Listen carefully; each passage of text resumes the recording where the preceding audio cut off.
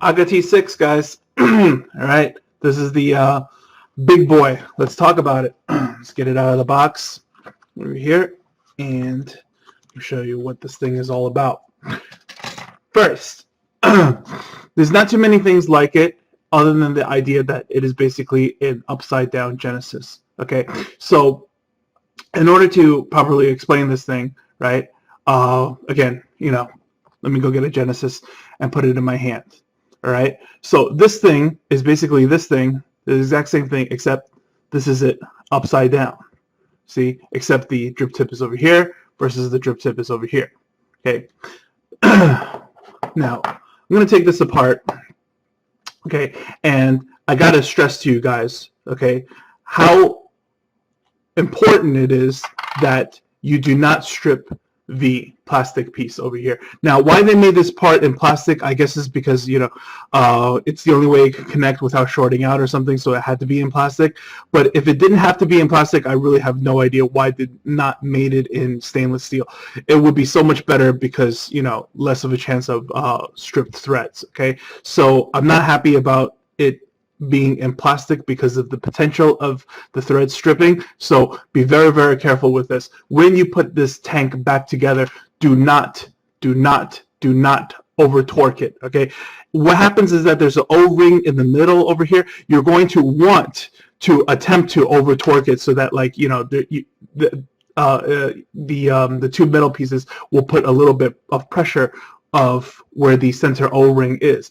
Actually, that's not necessary. This O-ring is not even necessary. Like, the whole thing is not even necessary. Okay, so do not over torque this thing, or you're going to need to either find a way to purchase this part again, or you got to spend the money for another Aga T6, and the T6 is actually the most expensive out of the four in the group. Okay, so the next thing, right, is that, as I mentioned before, okay, this item is not for newbies. Absolutely not. Okay, so if you're new to rebuilding and whatnot, right, definitely do not recommend this item at all. Okay, this is a very, very, very, very, very advanced item.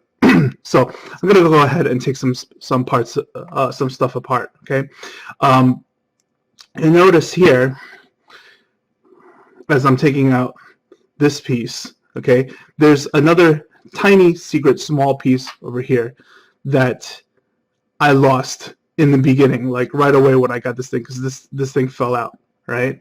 And it's this little guy right here. Okay, so what does it do? It prevents shorts, and it balances your setup. See, because everything is made out of metal, right? And we don't want to actually accidentally touch the coils over here or anything. So when this thing goes back in over here, right, it cannot be a little bit too much to the left or a little bit too much to the right, because then it would be touching either the negative screw or the coil. So what it does is that this little tiny little piece, I don't know why it wasn't just built into it, and instead it's just a floating piece like this. Okay, here and here, see that they have to match this slot and this groove. So this thing goes in this way. All right.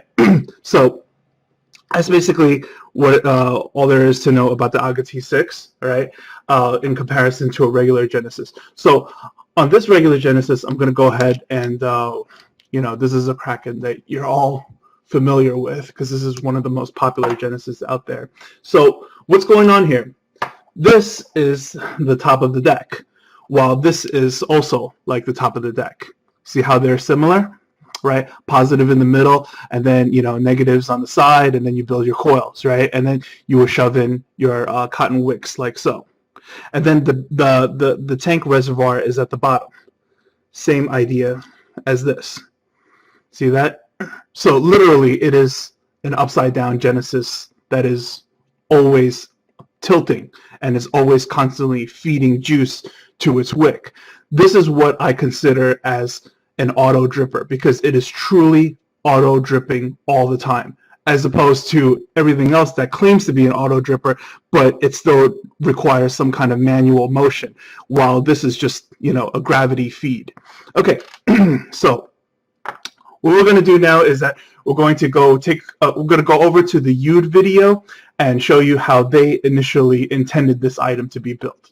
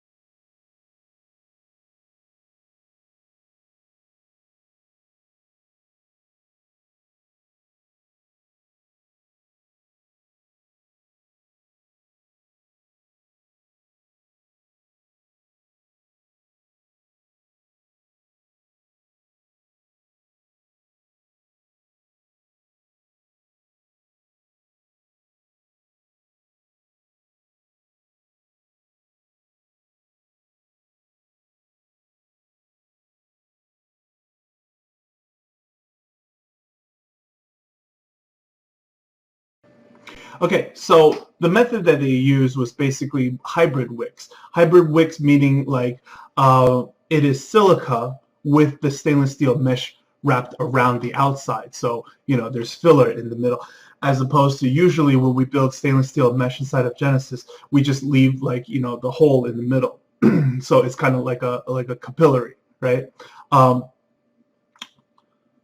This one, I felt as if like the build on it is just too hard, too complicated, and it's not something where you know, it's a pleasure to, you know what I mean? It becomes too much of a challenge build, meaning that like by the time every time you want to like change flavors or something like that, you really this would suddenly be a drag because you really don't want to take your build apart for the sake of changing flavors, blah, blah, blah, whatever, you know what I mean? As opposed to, like, if we just went ahead and made coils for it with interchangeable wicks, then it would be more of a pleasure to just, you know, build the coil once so that, like, every time we want to switch new flavors, because, you know, as a new Genesis, as a new item that you just purchased, you're going to be wanting to play with it a lot. So you're going to be wanting to run like all sorts of flavors on it immediately. So best to do it in a different way as opposed to what they were doing earlier.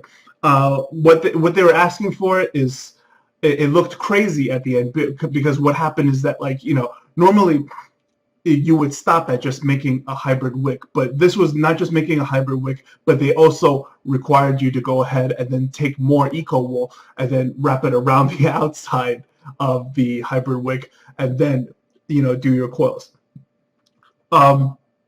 Consequently, at the same time, you notice that, like, the large air holes on the side, it actually wasn't even meant to be used as large air holes to vape on, as opposed to, you know, it's supposed to help you tweak your coils later on for hotspots, and that's what it was actually for. So let's duck down again, and then let me show you a simple, more effective way to build this thing instead of going through all of that.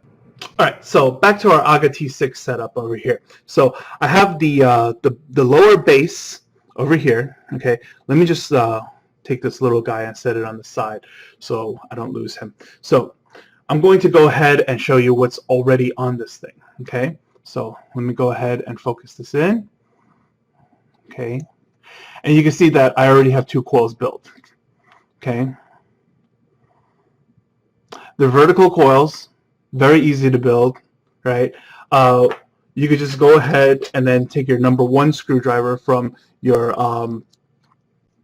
precision screwdriver kit, and it will fit in here perfectly. Okay. Now the type of coil that I have over here is still kind of like a micro coil, except I didn't pinch it and torch it. I just let it spring out. Okay, because I want to make the height difference. So I'll give you a good look of what's going on here. Okay, you should all be able to do this setup on your own without a tutorial. Okay. All right.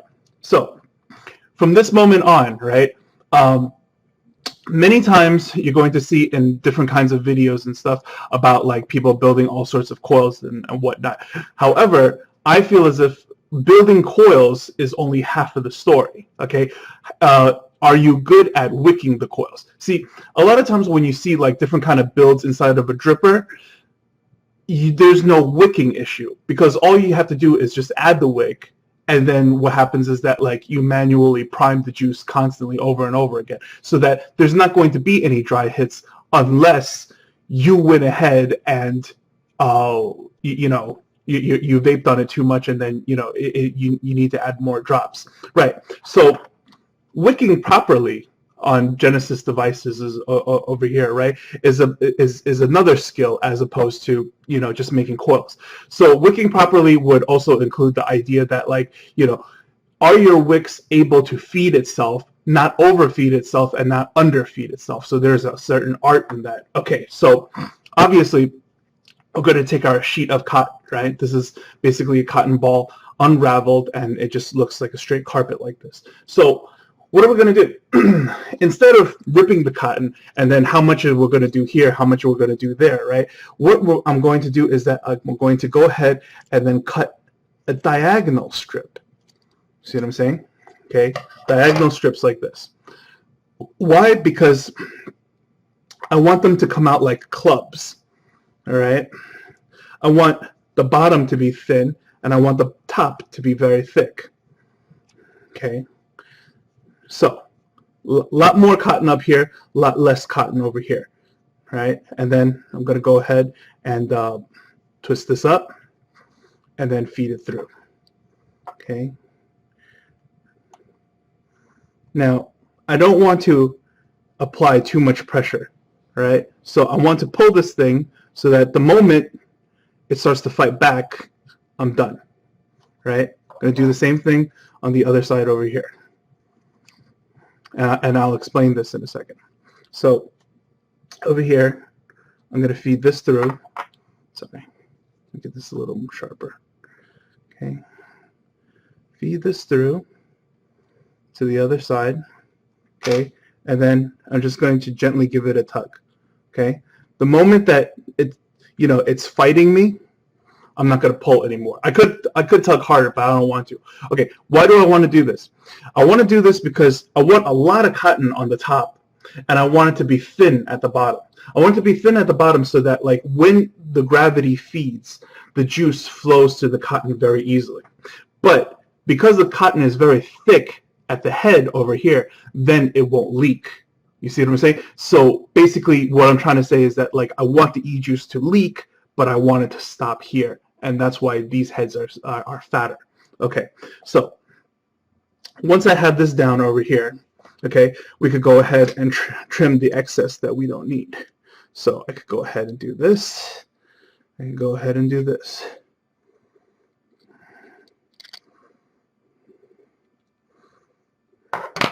Okay. All right. So now what am I going to do? I'm going to go ahead and I guess we could go ahead and put the tank back on. Sorry. I have to add this piece.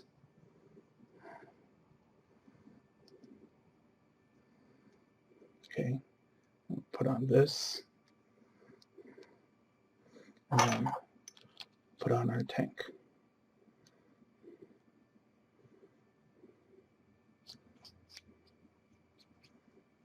Okay. Now, as I said before, don't give it too much torque or you will strip the threads. All right. Now I'm going to flip this around. Right. It looks absolutely crazy. So I'm just going to go ahead and get my scissors and,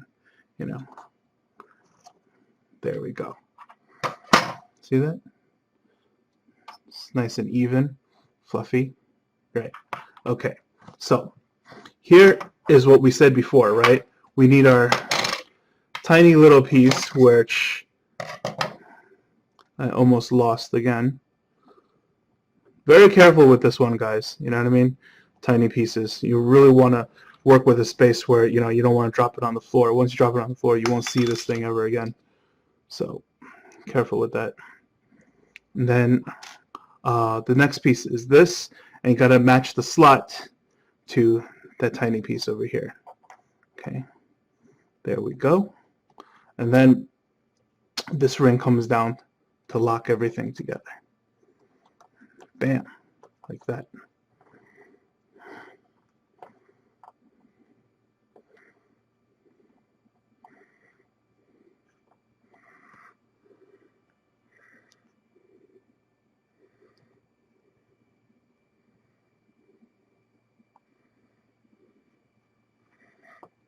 Okay, now from this point on, we need to go ahead and put on an airflow ring like so. Okay, and then the bottom comes on like this.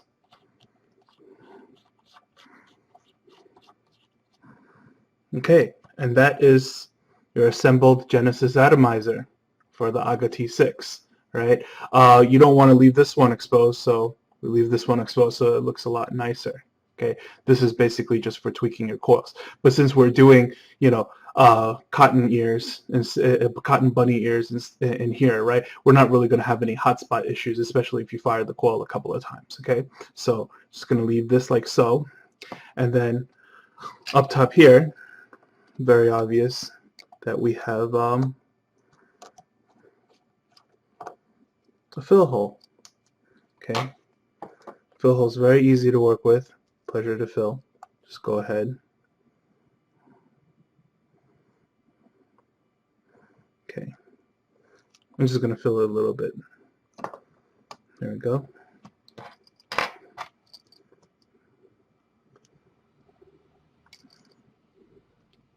Going to put this back top.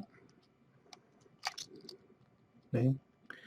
And immediately you can see that the juice is saturated over here, and then once I turn my airflow controller over here, you know what I mean, you can see that the wick is still dry at the moment, right?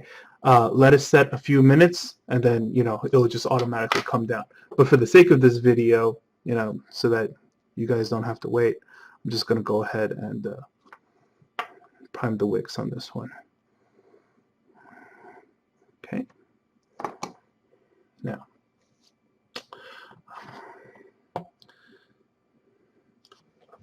okay, so just for the sake of not being ridiculous, I'm not going to use a magneto to thread onto this device, but instead we're going to be using an M16 instead, because this thing is not a 22mm device and it would look ridiculous on top of the magneto. So let me go ahead and put this on for you.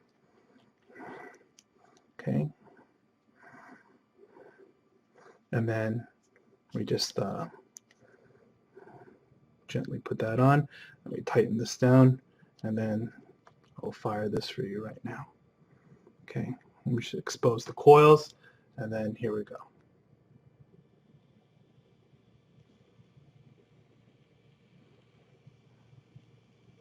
All right, I'll bring this to the top camera, and then I'll vape on this one and show you the performance of it.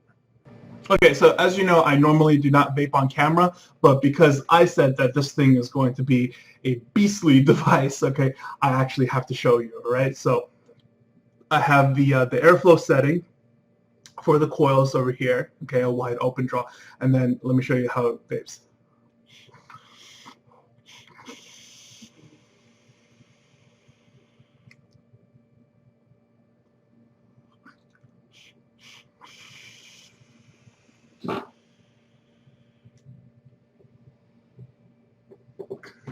See what I'm saying?